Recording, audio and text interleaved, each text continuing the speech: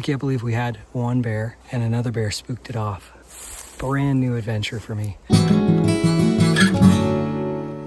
Here we are at day 3, and hopefully we'll get a bear today. It's nice and sunny, good visibility, so hopefully we see one, but Never know. Never know. Never know. So here we are, day 3. Let's get after it. Yep.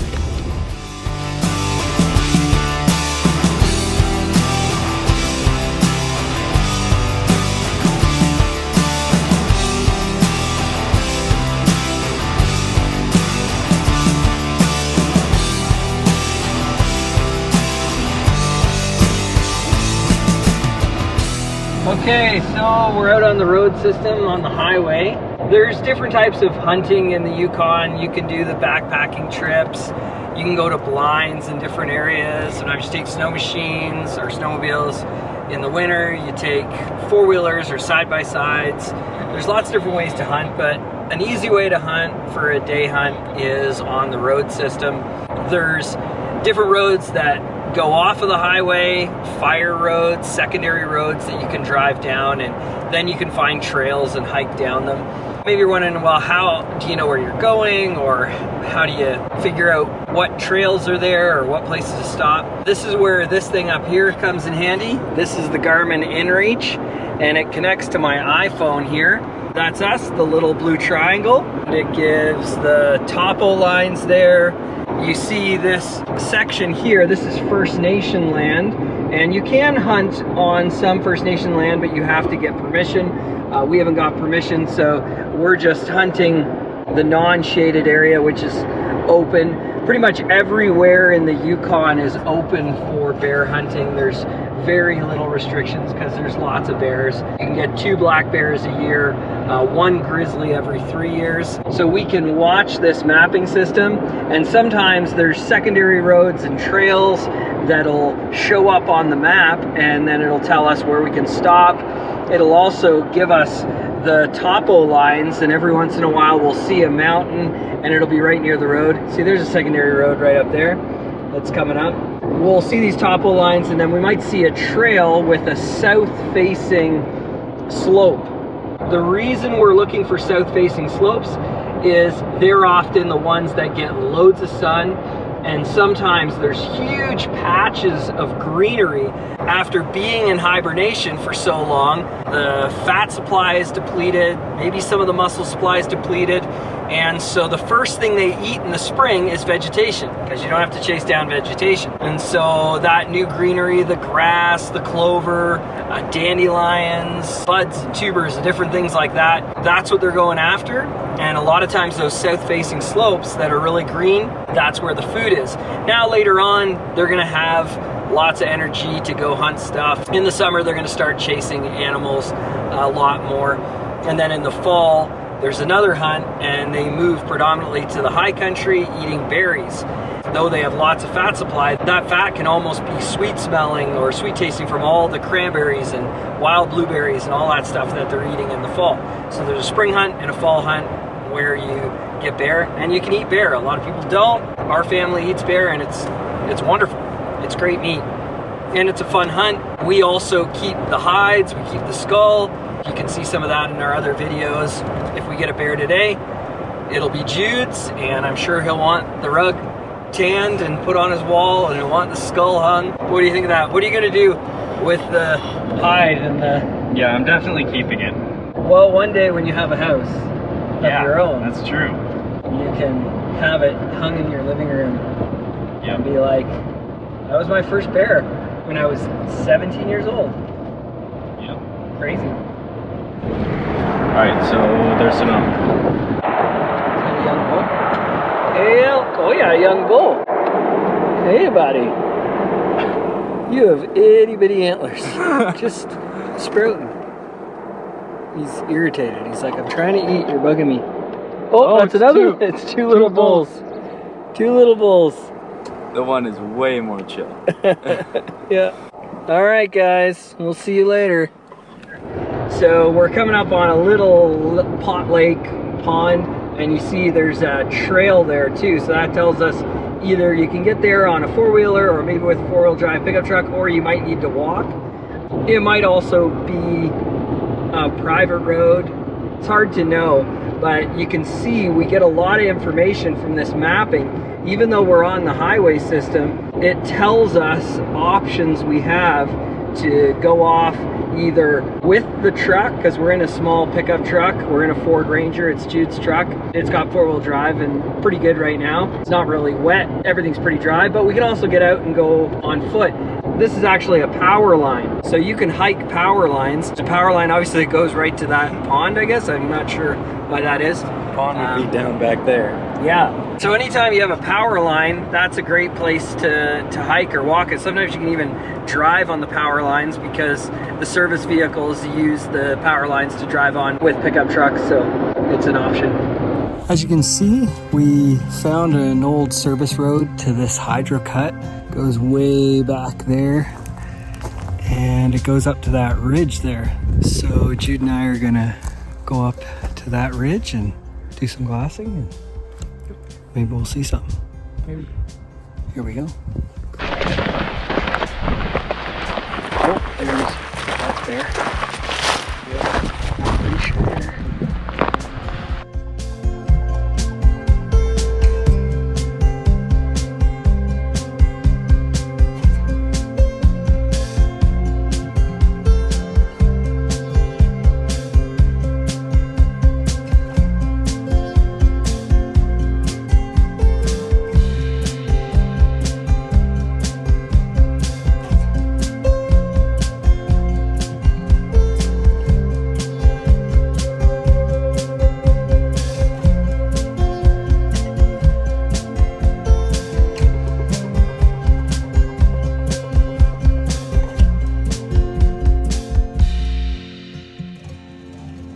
Okay, well, we were looking for a place to stop and glass, and we came across a small herd of bison up on the hill, up on the mountain there.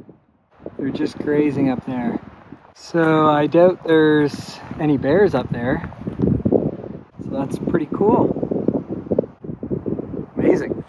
Obviously, on much of the road system in the Yukon, there's very few gas stations. So it's essential when you're going hunting and fishing, finding new places off the highway, down these bush roads and stuff, you need to have extra fuel with you. So we fill this up before we leave the city. We obviously fill the truck as well. And now that we're at our turnaround point, I'm gonna throw this in here. It's gonna give us almost a half tank, be more than enough to get us where we need to go. So super important, if you're in the Yukon or Alaska and you're road tripping around, don't assume there's gas stations at every stop. Towns and villages are few and far between, and they'll have gas, but you may want to have an extra can with you at all times.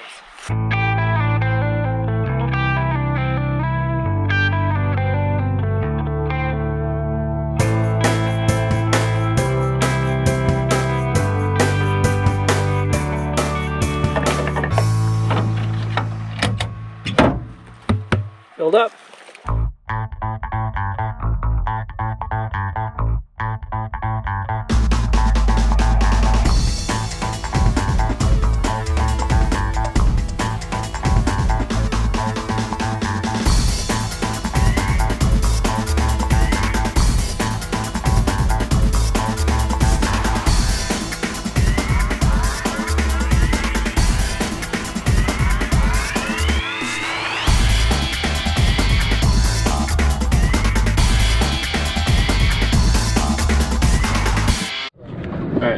So there's a fly on the window, but it's on the other side. And he's holding on for dear life. Currently going 70, and he's got a death grip. He's not letting go. I don't know how long he'll stay there for. It's kind of crazy. It is so crazy. Oh yeah, we know now. We'll see if he jumps off. Nope, he's not jumping off. Wow. Is he dead? No. I don't know what's going on with him. Reach your hand over. Be free. Oh, there he goes. Maybe he was a bit squished. Maybe I squished him there. A little bit, maybe. Okay, well, we spotted one. I don't even know if we can. No, we can't find it on the iPhone. I lost it in the binos too. It went into the woods. It was at the very top. It was way, way, way up there. It was a big black boar that I could see in the binos, but he's gone. I can see it now. Oh, can you? Yeah, it's by that big pine tree. Yeah? Like right at the base of it. It would take a long... By the time we get up there though, he'll be gone. He'll be so gone. Oh, is he climbing the tree? For real? Man, I wish I could film it. Well, there's one up there, but we saw one today, so that's awesome. A little too far, but saw one. We're trying again. He's coming back out though. He's coming back out? A little bit. Oh man, just the tiniest black dot up there.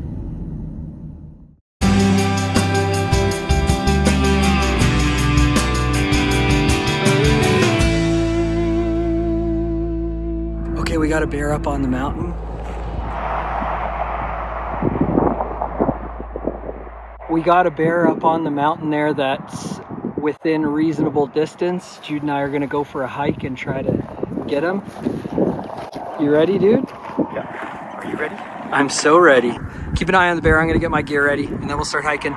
So we actually have two bears on the same mountain that we're glassing.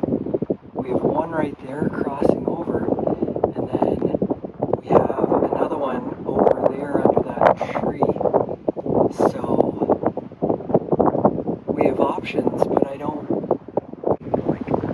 Get to each other. Scare each other off. We'll see what happens. What do you want to go for? I don't know. Let me get my gear on. Keep an eye on both of them. All right, Jude. Well, looks like there's a bit of a trail there.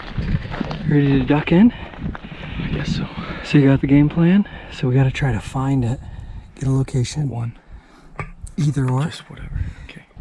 If we go up this trail, we'll be going up in the middle between them.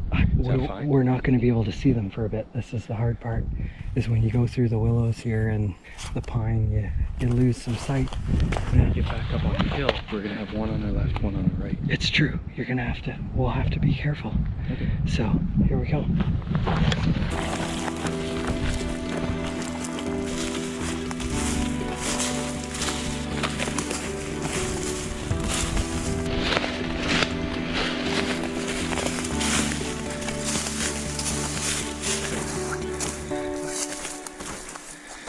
Okay, so there's the one on that hill. See it? Yeah, it's at the top, still moving up. How do we get a range? So he's going up and over.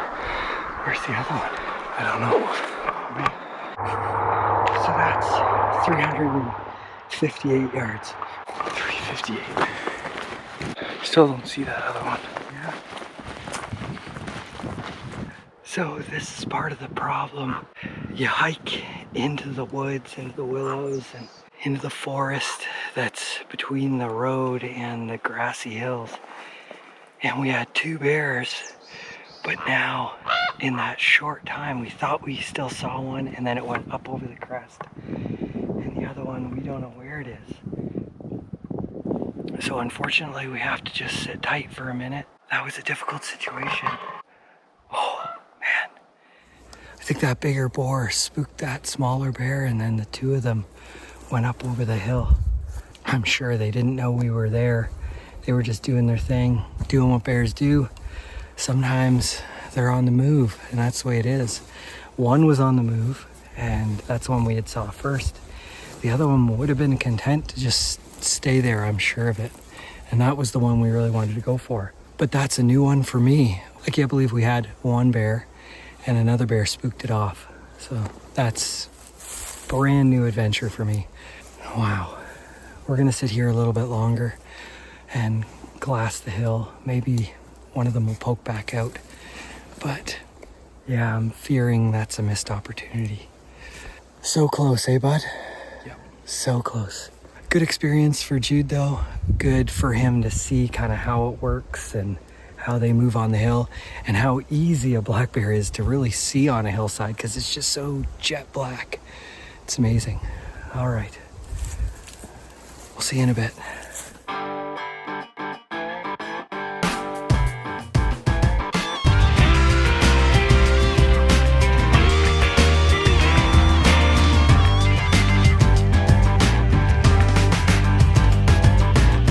End of the day, day number 3. Yep. How are we feeling? Tired. So close. So close. So close. So close twice. Twice. But we didn't get a bear. End of day 3 of bear hunting. End of Jude's bear hunting, at least for the next little bit. Till the fall, hopefully. I will see you all tomorrow for day 4 with my friend Kevin. And maybe we'll get her done. How sad would that be? If I didn't? No, if you guys did. If we did, well, yeah, Well, I don't know. Sad and happy. It's the story of chasing bears. Any last words on your spring bear hunt? I don't think so. See you tomorrow. See ya.